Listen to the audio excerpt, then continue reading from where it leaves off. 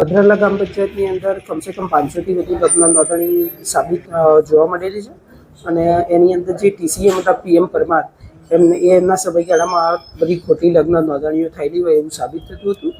તો એ અંદર એમને કમસે કમ નવેમ્બર માસની અંદર 100થી વધુ લગ્ન નોંધણી થયેલી હતી અને ગામના અમુક જે અરજદારો હતા જેમના લગ્ન થયેલા એમના માતા પિતાઓ દ્વારા અરજી કરતા એ બધું સાબિત થતું જાણવા મળેલું. તેના આધારે તપાસ કરતા એ સાબિત થયેલું હતું અને વિવિધ અલગ અલગ જગ્યાએથી રજૂઆતો આવતા એ તપાસણી કરતા સાબિત થયેલું હતું. 500થી વધુ લગ્ન નોંધણીઓ થયેલ છે.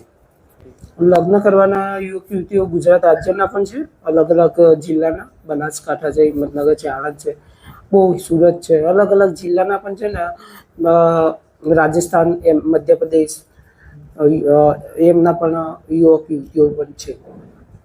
તલાટી કમ મંત્રી જે છે એમના વિરુદ્ધ આપણે જોઈએ તો એના જે દસ્તાવેજ જે રેકર્ડ હતું લગ્નનું એ તમામ દર્જ કરેલ અને હાલમાં જે તલાટી ચાર્જ આપ્યો છે એમને સુપ્રત કરેલું છે, જેથી એને જે 500થી વધુ રેકર્ડ હતા એ બધા ચકાસણી કરતા પૂરેપૂરા રેકર્ડ મળી આવેલ નથી.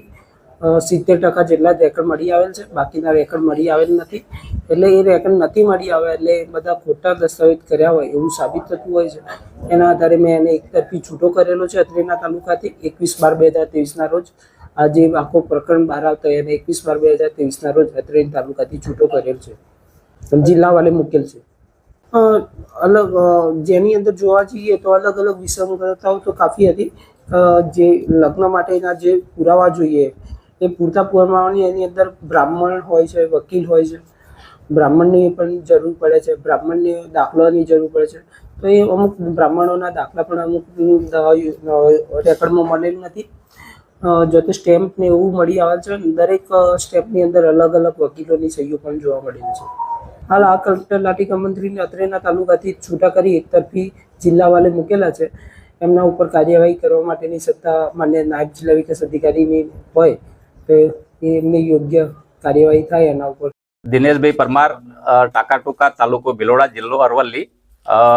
મારી જ ભાણી, ટાકાટુકા ગામની ભાણી ચાવડા ઝલકબેન અને મારા જ ગામનો છોકરો એને ઉપાડીને લઈ ગયો. એને ભદ્રાલા ગામમાં, કંઈ પંચમહાલ જિલ્લાનું શહેરા તાલુકાનું ભદ્રાલા ગામમાં એને આવી રીતે કોર્ટ મેરેજ કર્યા છે.